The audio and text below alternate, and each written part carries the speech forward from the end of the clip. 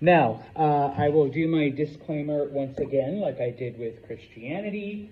Not here to discuss faith, not here to question people's beliefs, but we are going to look strictly at the historical stuff, okay? So, now, I'm not as well versed in Islam as I am in Christianity, so please don't sick your imam on me. He'll win. But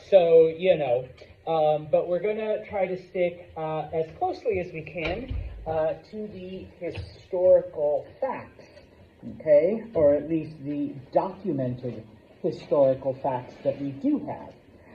Now, before we can do that, of course, just like with Christianity, we gave some of the background under which it was created and formed and how it spread.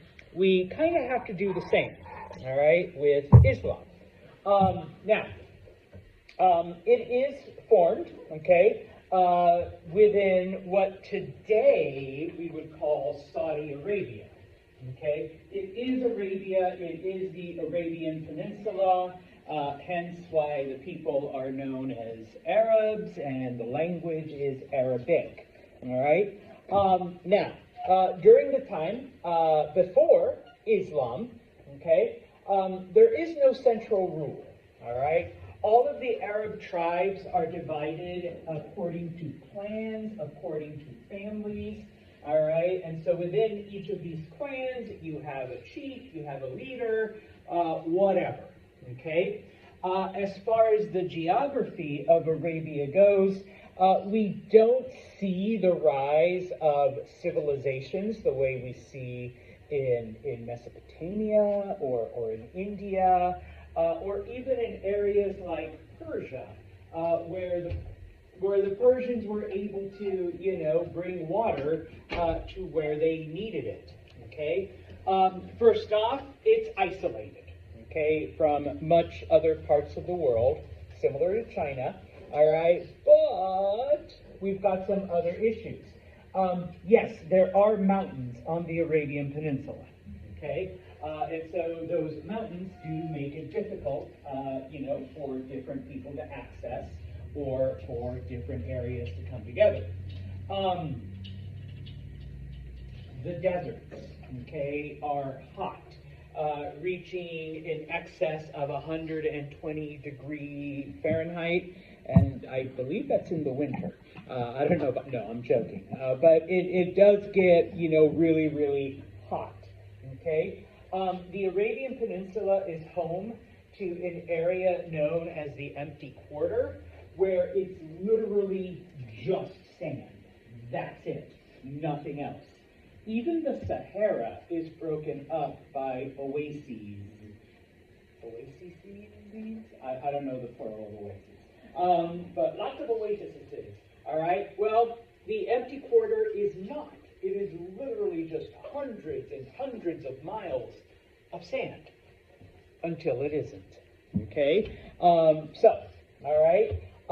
There are no rivers to speak of. Now, on occasion, yes, when it does rain and stuff comes from the mountains, you do get flash flooding, you do get some temporary, water flow, but then it quickly evaporates, it quickly empties, and the area is left completely dry, okay? And of course, it is a peninsula, so despite the fact that it's completely surrounded by water, it's not very navigable, it's not very friendly to ships arriving. There's only two areas where you could call them decent harbors. So not a whole lot to speak of. And so you knew maps were coming. It does outlie some of the modern day countries that exist now in that area. But this is the Empty Quarter, okay, where, once again, literally nothing exists, okay, other than sand. All right, so once again, not the most conducive area for any kind of civilization. And of course, the ones that did exist, this map is from a different textbook. Most of them existed along the western side of the peninsula because this is where the mountains are, okay? And as I mentioned, when it does rain or when they do get some kind of stuff, that's where you get, like, at the very least, a temporary source of water. And of course, because you are in proximity to Egypt and some of the other early civilizations, then yeah, it's pretty easy to get, some of the stuff that you need from Egyptian society. Now, that's not to say that there weren't, some kingdoms, some areas that developed. They do, but much later, and of course, the area is much more difficult. Okay? And so, as I said, number one, as far as, rule goes, everyone's broken up into tribes, into clans. There is no central authority. As far as religion goes, okay, pre-Islamic Arabs, like pretty much every other group at this time, is polytheistic. Okay? They believed in many gods. Now, different tribes believed in different deities, and some of them worshipped nature gods, some of them worshipped, different spirits that had to do with the area or with harvests, or, suffice it to say, there was no unifying factor amongst most of the tribes, okay, other than they were pretty much polytheistic. All right? Now, around the year 70, and if you recall, I briefly mentioned the other day that in the year 77, okay, CE, the Romans invaded Judea and basically destroyed Jerusalem and the area and began to forcibly remove the Jewish people into other parts of Europe. Obviously, 77 was the end of that. Things had been happening for many years before. And so just a couple of years before that, in the year 70, there were some Jewish people that could see that, we've been, those Maccabees have been, doing their shit. And so Rome at some point is going to come down hard on us. And so some groups of Jewish people had already been leaving Judea. Oh, if you could turn that off, thank you. All right, they had been leaving Judea, and of course, they want to get away from Roman power, all right? And I don't know if this map, it kind of sort of shows it. So, the closest area, of course, is just to kind of, head out into the desert, away from the Roman authorities, okay? Well, the reason why we bring this up is because we're setting up Islam, don't worry. This is some of the first introductions to monotheism that the Arabs get is by these displaced Jewish people, okay? So the idea of there only being one deity isn't foreign to them. They've already seen it with these refugees. Later on, once Christianity spreads and it starts going, missionaries start teaching it into different areas.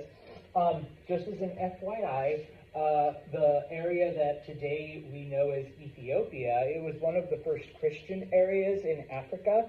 And in fact, for, thousands of years, it was the only Christian kingdom throughout most of Africa. And so at some point, promise I'll come back, okay?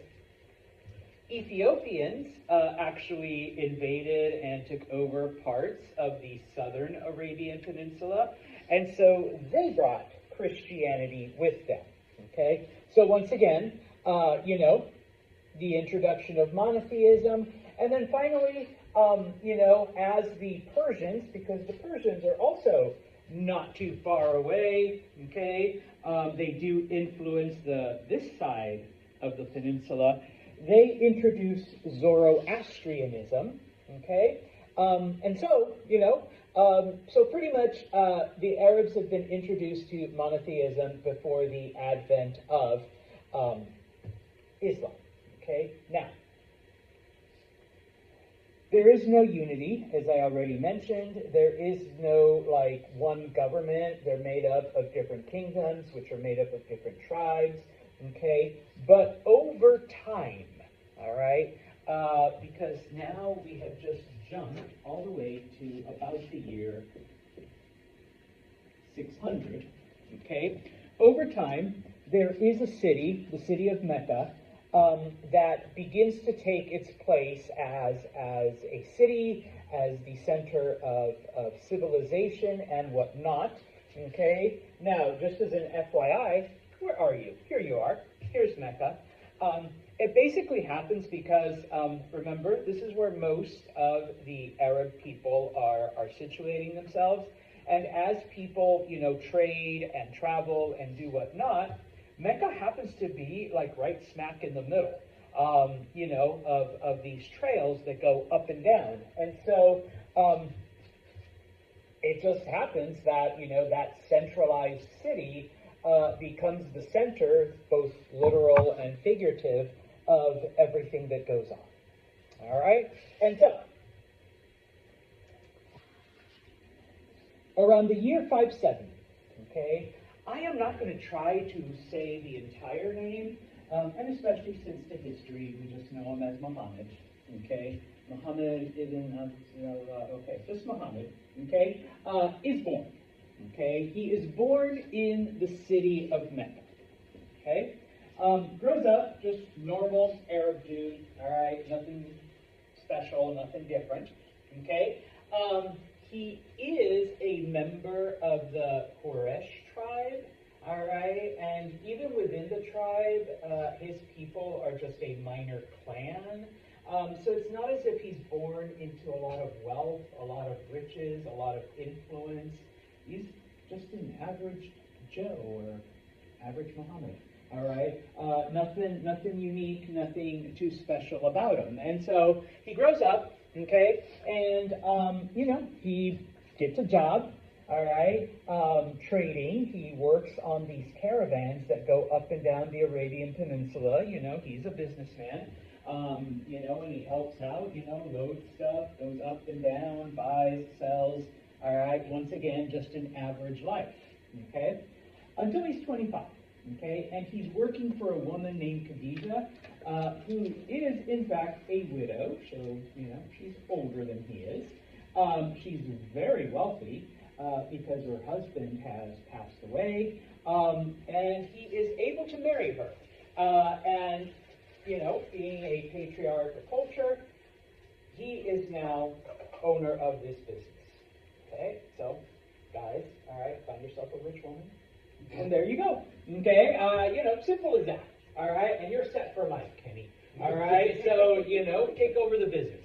Okay, now by all accounts, okay, and once again, we are strictly going on the historical records that we have.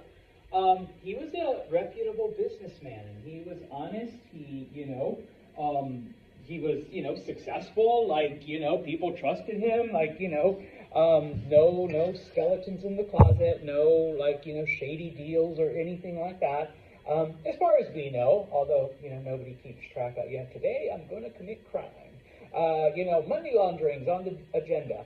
No, so as far as we know, okay, good businessman, trustworthy, people, did business with him, people liked him, he treated people fairly. All right? Now, in addition, okay, we also know that he was also a very spiritual person, okay? And that often on these journeys, he would take time to go into the mountains and to pray, or meditate, commune with nature, ask the questions, why are we here? What's the purpose of life? Like, what am I doing type of thing, okay? I'm sure those dilemmas that we've all gone through, okay? So, now is where we get started, okay? Around the year 610, he takes a small break, a small sabbatical, and he tells his wife and his business, I'm going to go for a month. Okay, I'm going to go up into the mountains and, pray and meditate and try to figure things out. Okay? He's about 40 years old. Okay? And it is during this spiritual excursion that he supposedly has a vision. Okay? And in this vision, the archangel Gabriel comes down and speaks to him. Okay? Now, this is just like a hobby. According to different kinds of literatures or the internet or whatever, there are different classifications of angels, and the archangels are like one of the highest, like they send God's messages to people.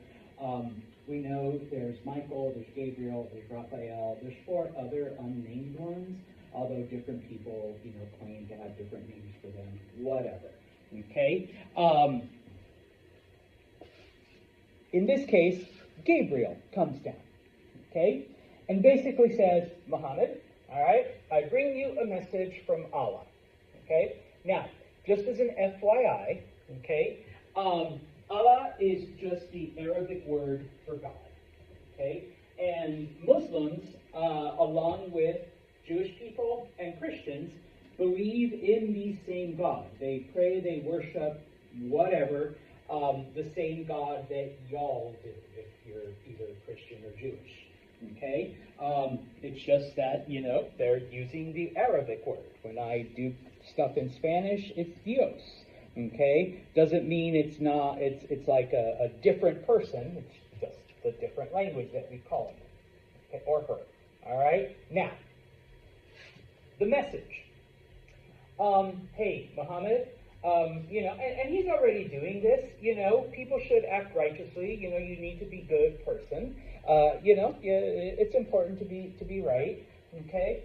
But probably the most important one here, and also, I should have reversed these, I apologize, my brain was jumping around, too much of this. You should, obviously, part of being a good person is watching out for those less fortunate, have charity and help, the hungry, the homeless, all of that stuff. And of course, here is the important part. You need to, there's no other gods, okay? Only one, only me, okay? So set aside those deities and follow what I tell you, okay? So basically, repudiating polytheism, okay? All of those other things are wrong.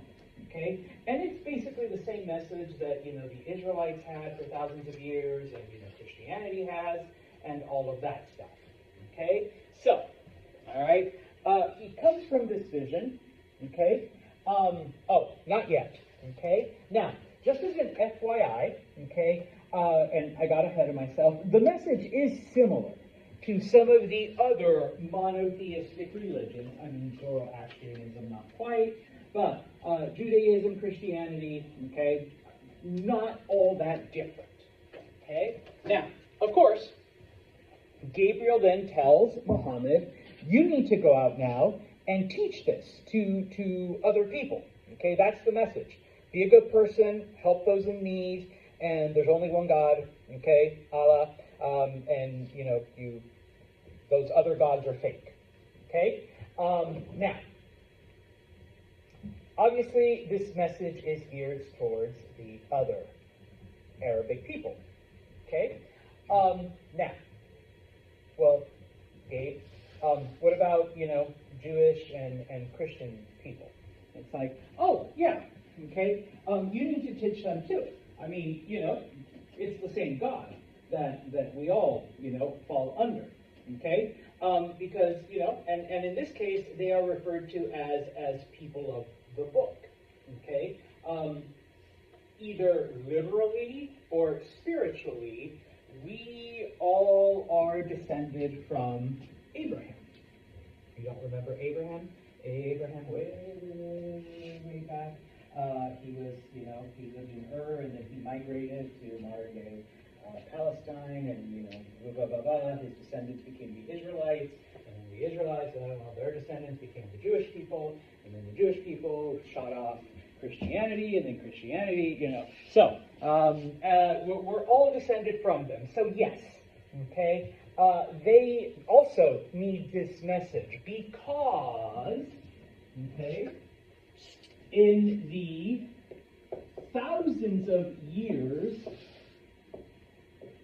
and I'm just going to put something like this. In the thousands of years of Judaism, and in the, because it's only the year 610, 612, in the 600 years of Christianity, pardon my Arabic, they've fucked up the religion. They've messed things up. They're missing some things. They've changed things. Okay? And so, okay, Muhammad, in addition to preaching to the Arabic people to give up polytheism, and in addition to, you need to go to the Jewish people and the Christian people and give them this message. I am giving you the Word of God in its most purest, unadulterated form. Okay, so Jews have had it for thousands of years. It's gotten messed up. Christians have had it for 600 years. It's also gotten messed up. Muhammad, here's the Word. Give it to them. Okay, this is the pure Word. All right, this is like all of the stuff that they've forgotten or changed or like mistranslated, etc. Okay? Because of this, okay, Muhammad is considered the last of the prophets. Okay? This is the last message everyone is getting. Okay? It is the perfect one, it is the ideal one, it is in its, original form that the Jewish people got thousands of years ago and that the Christians got 600 years ago. Okay? Everything else, and just as an FYI, I know, like, if you're not Muslim, you may not be aware, they believe in a lot of the same prophets and teachers and characters that y'all read about in the Bible, okay? Obviously, they have Arabic names, Abraham becomes Ibrahim, Mary is Miriam, and things like that. But they're the same ones, okay? They also believe in Jesus and stuff like that, okay? It's the same story. It's just that you guys, once again, messed it up. So here's the pure form. Here's the way it really should be, okay? And so, Muhammad, go. That's your job, all right? And so, he does. All right? Now, once again, don't be offended, don't whatever, but similar to Jesus and similar to Confucius, okay, they did not sit down and suddenly start, okay, the Bible, part 1, or my sayings. This book is going to sell billions. All right, teach a man to fish. No, okay? It was the followers that wrote all of that down, okay, after they had passed on. It was the same thing with Muhammad, all right? He did not immediately sit down and start going, day one, an angel came, all right, and start going off on all of the teachings, okay? In fact, Muhammad was illiterate, all right? He didn't know how to read and write, okay? But his followers did. All right, so one of them began writing down all of the things that Muhammad taught, all of the things that he said. Okay, eventually those are brought together, those are compiled, just like the Bible, just like Confucius, just like Buddha's sayings. They're all brought together and published. Okay, this eventually becomes what is known as the Quran. Okay. Now, once again, I must confess, I haven't read through all of it, but the parts that I've looked at, just FYI, if you're trying to look at it in a similar way as the Bible, you're going to be disappointed and confused, because number one, the different sermons or the different teachings are not organized chronologically. It's not a story, okay? They're organized from the longest one to the shortest one at the end. okay? If you're Jewish or Christian or whatever, it starts, let there be light, beginning of the world, to, at the very end, the world's destroyed, okay? The Quran is not organized like that, okay? You need a specific teaching, you need a specific sermon, you need a specific whatever. You find it and you read it, and if it's really, really long, it's at the beginning. If it's like a really short one, just a really short story or a lesson, it's at the end, okay? Number one, okay? So, people begin to read these teachings, and they begin to make them a part of their lives, because, obviously, it's not all that, be good to others, help those who need it, be charitable, pray, be a good person. I mean, stuff that everyone can use in their lives, okay? Things that inspire you, things that motivate you, all right? Whatever. It's there, okay? Now, FYI, just as a language person, okay? Because I do teach languages. This is the most fascinating part to me.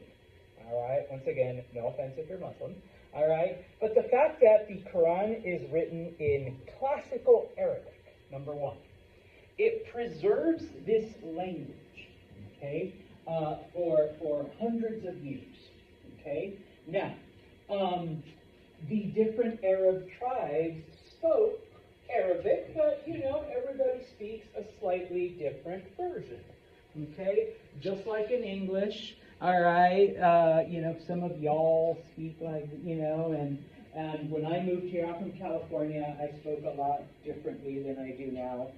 My students used to notice, Mr. Santos, you say like a lot. I'm like, yeah, in California, it's like, then, like. So I don't do that as much anymore. 20 years in New York changes that.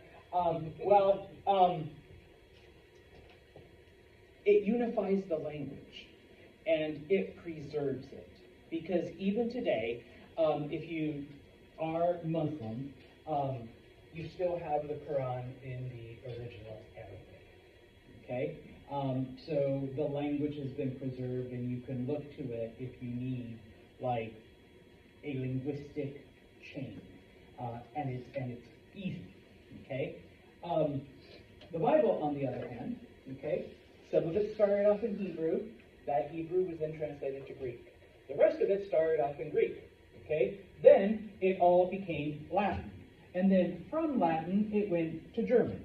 And then from German, it went to the hundreds, whatever, other languages, okay? And in some cases, it went from German to, like, French, and then to, like, Portuguese, and then to whatever language, you're doing, okay?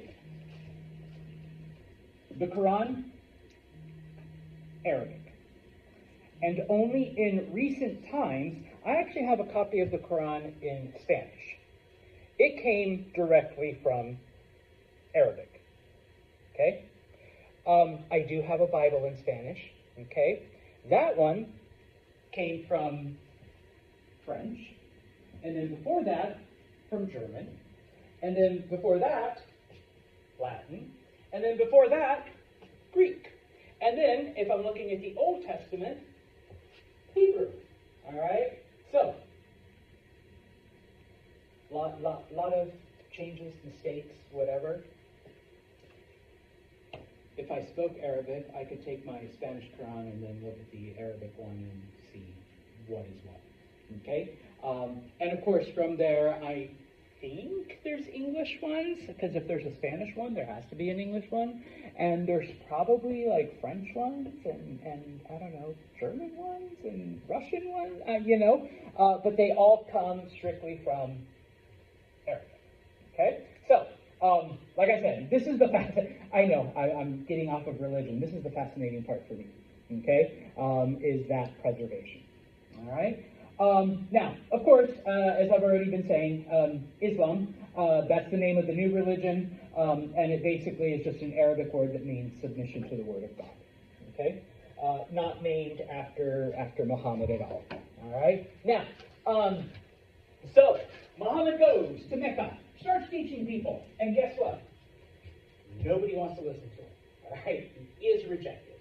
People are like, dude, that is stupid, all right? Now, For most of the people, it has to do with, they see it, number one, yeah, you're asking us to change our lives. Like we're Arab. We've been doing this shit for thousands of years, and now you come up with this new philosophy and expect us to just change our lives? No way. Okay? No, we're not doing that. Okay? And of course, the different polytheistic, because once again, it's not the same polytheistic religions in every Arabic tribe. So, the priests and the leaders of those different religions, hey, if I'm one of the priests of the tree worshippers, what's that mean if suddenly everybody converts to worshiping this singular Allah person thing? No. So we're going to fight against that, all right? Because I'm going to be out of business, all right? My tree worshiping, religion, nobody's going to want to be a part of it anymore, okay? And so, in this case, they also begin to say, well, if we begin to just, outlawing and doing away with other religions, what's going to happen to Mecca if it becomes a strictly, one religion, and not just any religion, but a monotheistic religion, okay? Nobody's going to want to come here anymore, all right? So, people reject him, people humiliate him, people try to buy him out, people try to drive him out, he suffers all kinds of persecution in the city of Mecca, all right? Of course, that's not the end, because, we have Islam today. So what happens, okay? Well, there is another city, okay, in Arabia known as Medina, okay? It's kind of a second-rate Mecca. All right? Not quite as influential, not quite as powerful, not quite as anything, okay? But they're trying, and they want to be, the in-charge city. Well, what ends up happening is there are some disputes. And the reputation of Muhammad as being a spiritual man, an honest man, a just man, reaches them. And they're like, okay, Muhammad, we need a neutral third party to settle some of these disagreements. And your name keeps coming up, all right, as someone who is fair, impartial, just. Can you come over and help us out with these issues? Okay? So he's like, all right, I got nothing else to do, and, I'm being blackballed here in Mecca, and, my family could use a break from all the hate. Okay? So they go to Medina. Okay, and he's doing, his thing. Now, of course, he is applying much of the knowledge and the wisdom that he has gained from, his new philosophy and his conversations with Gabriel and all of that. Okay, and so people are like, dude, Muhammad, you're so smart. Where did that come from? And his word. And here, let me tell you about this. Okay? And so he begins to preach his message. Okay? Unlike Mecca, the people in Medina accept it. Okay? The people in Medina are receptive to the message of Islam. Okay? And so, pretty soon, he has gained all kinds of converts in Medina. Okay? And so, in the Islamic calendar, all right, September 24th, 622, which is when Muhammad leaves Mecca and goes to Medina, becomes year 0. Okay? Kind of like, the Christians, the birth of Jesus and stuff like that. Okay? Now, obviously, the planet doesn't go according to that because it's a lunar calendar. Whereas we follow the Roman calendar, and I don't want to get into all that shit. But that becomes their year 0. Okay? Now, what's interesting is that in Medina, the people that worshipped, the air, the trees, the water, the rivers, whatever, they willingly give up their gods and accept Allah. Okay? And yet, the people, like the Christians and the Jews, who already have monotheism, who, like, technically, this is the same deity, just, a new message, okay, are like, no, that's bullshit. All right, we're not accepting that, okay? I'm Jewish, I'm Christian, we don't need a third, part of this, okay? So the monotheistic people reject them, even though it's the same God, whereas the people who believe in multiple gods quickly give up their multiple gods, okay? But it does unite all of the people together, all right? Now, of course, Muhammad is like, okay, like Gabriel said, that I need to preach to everyone, so I've got all the Arabs, like, believing, but damn, these Jewish people and these Christian people, all right, they're rejecting all of this, okay? And so, as he's praying about it, how can I, bring the word, how can we get, the Christians and the Jews to accept this message? He has another vision, okay? He has another teaching, all right? That basically all of them, and I already said this before, descended either literally or spiritually from Abraham, okay? From thousands of years ago, all right? This is why they're all people of the book. There is like this shrine that is sacred to Muslims in Mecca, the Kaaba shrine. Nobody really knew how it was there because it's like a black rock, kind of. Well, according to Gabriel, Abraham put it there. Abraham built it. Okay? So, because remember, Abraham went from Ur in Mesopotamia to Palestine. In those journeys, it wasn't like that. He did one of these, and at some point he stopped in Arabia, did his thing, and then made it to Palestine. All right, so that's the part the Old Testament won't tell you. Okay, number one. Okay, number two, and those of you who are Christian or Jewish and have read the Old Testament, okay, Abraham had a wife, and her name was Sarah. According to the story, Sarah is like, I don't know, a jillion years. No, before I get to that. She couldn't have kids, okay? She's barren, all right? And of course, without kids, Abraham doesn't have a descendant, because by this point in time, Abraham is very wealthy, has all kinds of land and sheep and cattle and riches, and so nobody's going to inherit it. And so what Sarah does is she takes her handmaiden, it's just a fancy word for servant, okay, named Hagar. And she says, Abe, have sex with my servant, and if you get her pregnant, then that will be your child. That will be, our descendant, okay? Spoiler alert, he has sex with Hagar, she gets pregnant, has a baby named Ishmael, okay? And just as an FYI, this is where the whole concept from The Handmaid's Tale comes from, okay? Yes, the women can't have kids, so you give them the young, healthy, fertile ones, and they're the ones that have the kid, and it becomes just like the other ladies. Anyways, okay? If you haven't watched it on Hulu, last season just started. I'm not promoting it, but it's a good show, all right? Anyways, okay? Now, at some point, Sarah gets told by an angel that, you know what, you're going to have a baby that's like literally yours, like it's going to come out of your uterus. And Sarah, by now, is like 100 and something years old, according to the story. But she does get pregnant, and she does have a baby, and his name is, I'm forgetting the story, Isaac. Okay? So now, Abraham has two sons, Isaac and Ishmael. Okay? They're half-brothers. All right?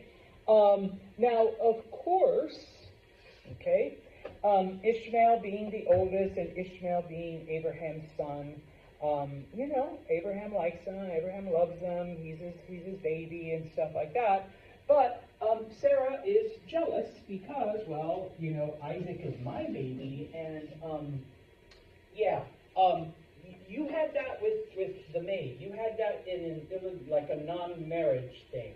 Okay, my baby, we're husband and wife. All right, this is the legitimate baby. Okay, and so there's an argument, there's a discussion. In the end, Abraham has Hagar and Ishmael banished, and they wander off into the desert.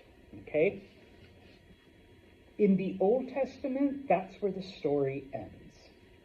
Okay? Isaac is the chosen one, and then his descendants become the Jewish people. All right? Well,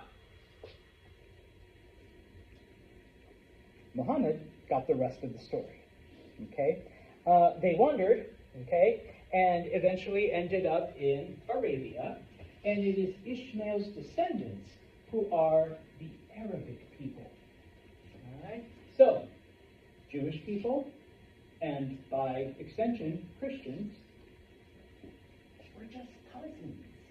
Okay, you got to go back a couple thousand years, but we're cousins. All right? So you got to accept this message, Seth. We're long lost cousins. Can't you tell? Look at that. All right? The resemblance, yes. All right? We are cousins, Mars. All right? You got to accept this religion. I'm your cousin telling you this. Okay? We're family. All right? And so, yeah, some people believe, most people are like, okay, nice story, Muhammad. But that's why Muslims, Jews, and Christians are all considered people of the book. All right? We're cousins. Whether spiritual or, like, actual, literal. Well, I mean, you got to go back about 10,000 years. All right? But we're cousins. Okay? Now, of course, as I mentioned, okay, because in the thousands of years of Judaism and hundreds of years of Christianity, because the message has been altered, corrupted, changed, deleted, added, whatever, okay, eventually Islam, which is the final version, the purest, most direct form, okay, once you accept that, all right, you're good to go. And so, Islam spreads throughout all of Medina and the surrounding areas, and one of the things that begins to happen, of course, is that people give up their tribal affiliation and begin to follow Muhammad, not because he's like the member of a specific tribe or he's a member of our tribe or whatever, but because of the religion. Okay? Now, in this case then, we begin to see the formation of what he calls an ummah, all right, which is a community that is ruled over by the Word of God. All right? Now, I don't know if we'll make it to this point today, but you should at least be familiar. It's not going to, well, I might throw it in on the test. Does anyone know what a theocracy is? No? It's a country, a state, whatever, okay, that is ruled over by religious law, okay? So religious rules are made into the laws and the things that are enforced, okay? So, don't go over 55, Madison. All right, yeah, that's fine. Yeah, that's for safety, that's for public welfare, that's whatever. We're going to give Madison a ticket when she goes 56 on the parkway. Okay? But, now, I'm going to use today as an example because it is Good Friday. It is a religious holiday for most Christians. And you're not supposed to eat meat, just FYI. It's one of those things.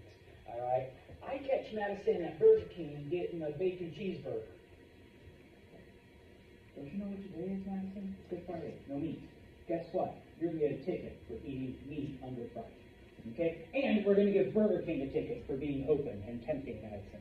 All right? So that would be an example of a theocracy where she's being punished for disobeying a religious rule, okay? But we've made that into a social rule, okay? Don't worry, I'm going to have a cheeseburger later, okay? So yeah, okay? Now, so because of this, okay, we describe it as a purely Islamic community. It is ruled over by their religious rules and religious whatevers, okay? But it does unite the people, okay? One of the things about religion, I'll say this, both for good and bad, it can bring like an ideology together, and it can give people a common purpose, and yeah, it can be used for good, but oftentimes you see it used for, like, weird purposes.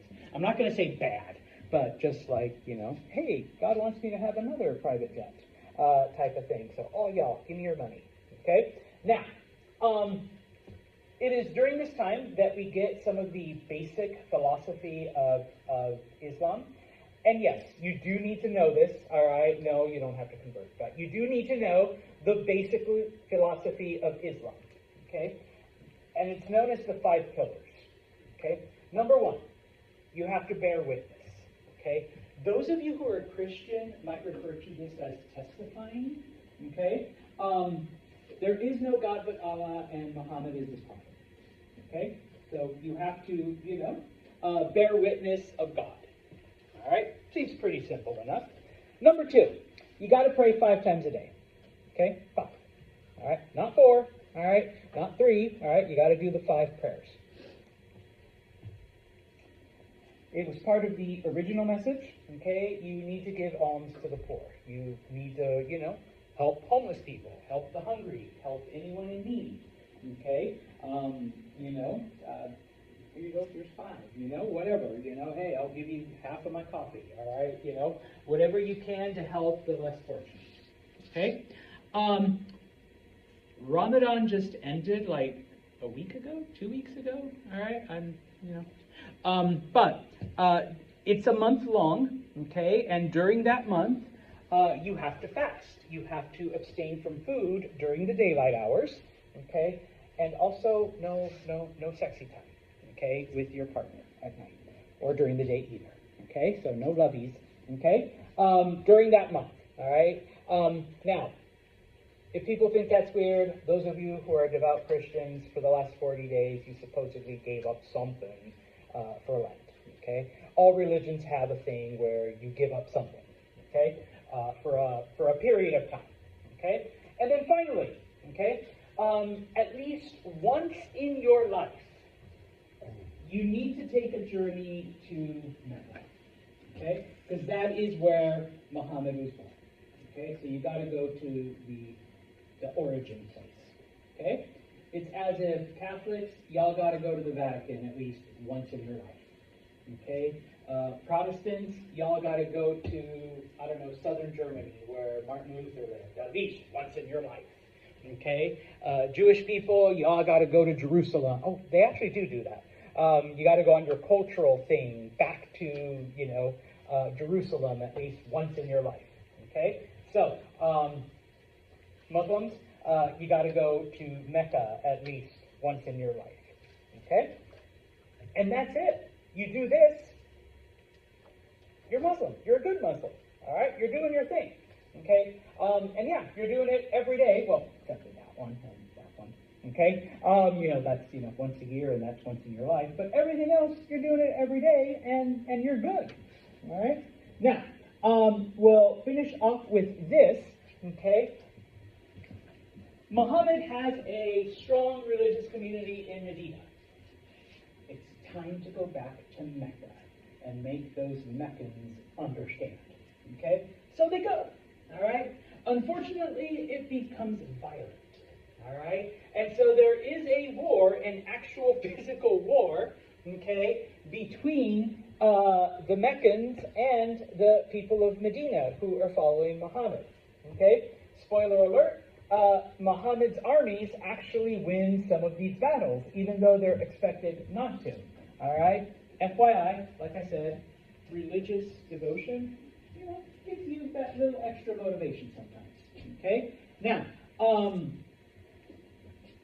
by the year 630, Muhammad returns to Mecca. He is accepted. His message is accepted. People begin to convert to Islam. Unfortunately, he does not live very long after that. In the year 632, Muhammad passes away. But I promise I'll come back to this, but I need to find the map. Okay? The green area is everything that became Muslim during Muhammad's lifetime. Okay? So, like, within the 2 years of conquering Mecca, all right, Islam spread really fast. Okay? The things with the stripes is the stuff that comes after him. Okay? And so, yeah, that's how it starts, and that's how it spreads. Okay? And that's what the message is about. Okay? Monday, we will continue talking about the spread of Islam